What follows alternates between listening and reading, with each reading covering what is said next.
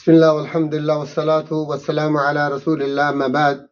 فأعوذ بالله السميع العليم من الشيطان الرجيم بسم الله الرحمن الرحيم وإذا سألك عبادي عني فإني قريب. انتہائی قابل احترام ناظرین سامعین کرام، اللہ تبارک و تعالیٰ نے اس آیت میں بہت ہی ہمارے لیے خوشی کی خبر دی ہے، اور وہ یہ ہے کہ جب میرا بندہ میرے بارے میں سوال کرے، پوچھے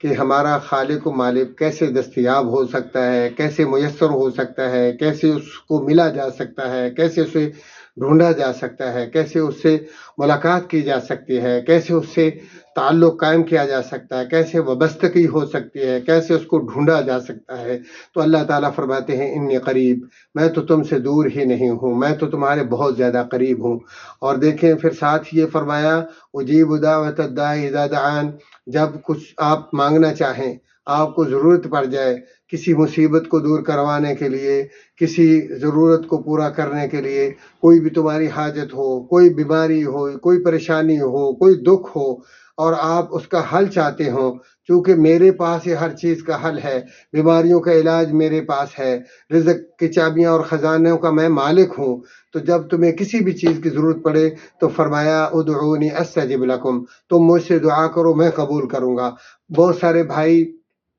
جو ہے وہ بسا اوقات دعا سے مایوس ہو جاتے ہیں، ہم نے بہت دعائیں کی ہیں قبول نہیں ہوتی، یہ ان کی سوچ غلط ہے، یا ان کو اس بات کا علم نہیں ہے کہ اللہ کی رحمت کتنی بڑی ہے، اس کی ہر دعا، میری اور آپ کی ہر دعا قبول ہوتی ہے، کیونکہ اللہ تبارک و تعالیٰ اس کو 3 طریقے سے قبول کرتے ہیں۔ بسا اوقات ہو بہو وہی چیز مل جاتی ہے جس کے ہم متلاشی ہوتے ہیں، جس کا ہم مطالبہ کرتے ہیں، جس کی اللہ سے دعا اور اپیل اور ریکویسٹ کرتے ہیں، جو ہماری درخواست ہوتی ہے، بسا اوقات اللہ ہمیں وہی دے دیتا ہے۔ اور جب اللہ چاہتے ہیں کہ آپ کا وہ مطالبہ اس کے مد مقابل کو بہت بڑی مصیبت اور بہت بڑی پریشانی لاحق ہونے والی ہے، اللہ تبارک تعالیٰ آپ کو پتہ نہیں ہے، اور آپ سے میرے ساتھ مہربانی کرتے ہوئے، پیار کرتے ہوئے اللہ تعالیٰ ہماری اس مصیبت کو اس دعا کے بدلے دور کر دیتے ہیں۔ اس دعا کی وجہ سے اللہ ہماری اس آفت کو، مصیبت کو، اس نقصان کو، خسارے اور دکھ کو ٹال دیتے ہیں۔ اگر وہ خسارہ آ جاتا، اگر وہ مصیبت آ جاتی،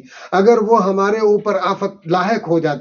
وہ جو ہم نے نعمت مانگی تھی، وہ نعمت بھی درمیان میں جو ہے اس کا بھی ہمیں کوئی فائدہ نہ ہوتا، ہمارے لیے وہ بے اثر ہوتی، بیکار ہوتی، کیونکہ ہم بیمار ہو جاتے، ہمارا ایکسیڈنٹ ہو جاتا، خدا نخواستہ، یا ہمارے اپاہج ہو جاتے، یا ہم قومے میں چلے جاتے، ہماری گاڑی اگر مانگی ہے، گھر بڑی بلڈنگ مانگی ہے، یا بیوی یا بچے مانگے ہیں، ہمیں کیا اس کا فائدہ ہوگا جب ہمیں سیدھی سانس ہی نہیں آ رہی؟ تو پیارے بھائیوں، اللہ تعالیٰ لازم دعا قبول کرتا ہے۔ جب اللہ تعالیٰ یہ سمجھتا ہے کہ میرے بندے کے لیے دنیا اتنی مہم نہیں ہے، یہ عارضی اور ٹیمپریری ہے، جو اس نے مطالبہ کیا ہے یہ بہت چھوٹا ہے، اللہ بڑا مہربان، بڑا پیار کرنے والا ہے، وہ اس سے زیادہ دینے کے لیے اپنی آخرت کے لیے ہمیں ذخیرہ کر دیتے ہیں۔ جب ہم وہاں جاتے ہیں اور اللہ تعالیٰ ہمیں جنت کا بہت بڑا درجہ دیتے ہیں، ہم کہتے ہیں یا اللہ ہمارے پاس اتنی نیکیاں نہیں تھی جتنا تو نے ہمیں صلہ دیا ہے۔ اللہ تبارک تعالیٰ اس وقت بتائے گا